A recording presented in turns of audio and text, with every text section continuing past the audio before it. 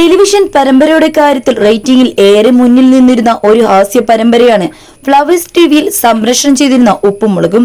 Season 1 ശേഷം രണ്ടാം season തുടങ്ങുകയും അത് വിജയകരമായി മുന്നേറുകയും ചെയ്തതോടെ മൂന്നാം സീസണിൽ തുടക്കമിട്ടിരിക്കുകയാണ് ഫ്ലവേഴ്സ് ടിവി. ഉപ്പും മുളകിലെ ഒരു കഥാപാത്രത്തിന് മാത്രമല്ല എല്ലാവർക്കും ആരാധകർ നിരവധിയാണ്.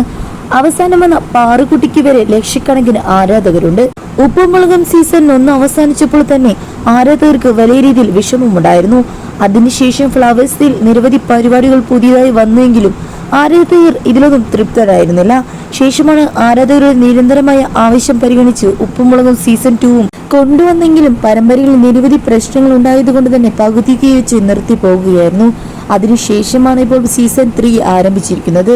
പഴയ കഥാപാത്രങ്ങളും പുതിയ കഥാപാത്രങ്ങളും പുതിയ കഥാസന്ദർഭങ്ങളുമായിട്ടാണ് ഉപ്പുമുളകും തിരിച്ചെത്തിയിരിക്കുന്നത്.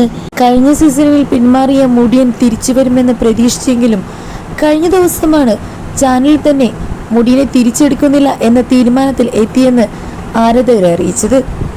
ഉപ്പുമുളകിൽ നിന്നും പാറുക്കുട്ടിയും പിന്മാറിയെന്ന ന്യൂസ് പുറത്തു വന്നിരുന്നു. ഇപ്പോഴത്തെ ശിവാനി പിന്മാറിയെന്ന വാർത്തയാണ് സോഷ്യൽ മീഡിയയിൽ വരുന്നത്. കഴിഞ്ഞ കുറച്ച് നാളുകളായി ഒറ്റ എപ്പിസോഡിൽ പോലും ശിവാനിയെ കാണാത്തതും കഴിഞ്ഞ എപ്പിസോഡിൽ കേശു തന്റെ സംഭാഷണത്തിലൂടെ പറഞ്ഞ വാക്കുകളിൽ നിന്നുമാണ് ശിവാനി ഉപ്പുമുളകിൽ നിന്നും പിന്മാറിയെന്ന നിഗമനത്തിൽ ആരാധകരെത്തിയത്. താൻ ഉപ്പുമുളകിൽ നിന്നും പിന്മാറിയിട്ടില്ലെന്നും തിരിച്ചു വരുമെന്നും ശിവാനി വ്യക്തമാക്കി. എന്നാൽ ഉപ്പുമുളകിലുള്ള പഴയ ടീമിനെ തന്നെ തിരിച്ചു കൊണ്ടുവരുന്ന അഭിപ്രായത്തിലാണ് ആരാധകർ.